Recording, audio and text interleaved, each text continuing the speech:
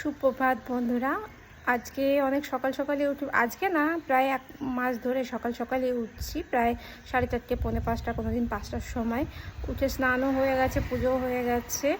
তো কারণ বলছি, আর চলুন আপনাকে দেখাচ্ছি।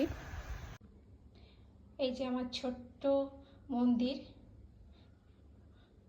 তো সকালবেলা পুজো টুজো দিয়ে দিয়েছি, কারণ সকালে উঠে পুজো না দিলে এখন অনেক বেলা হয়ে যায়, মনটাই খারাপ লাগে যে আমরা সব কিছু খাওয়া দাওয়া করি আর ঠাকুরকে সেবা দিতে পারি না।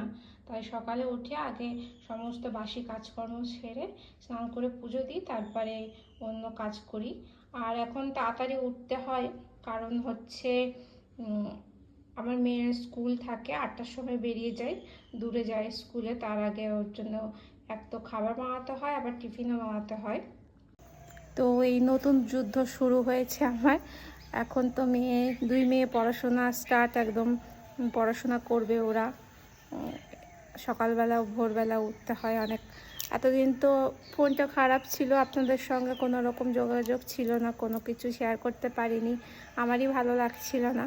যাই হোক, সবাই ভালো থাকুন আর দিনটা ভালো কাটান। ও আজকে তো ভোটের রেজাল্ট, দেখা যাক। আমিও অধীর আগ্রহে বসে থাকবো যে কি হয়।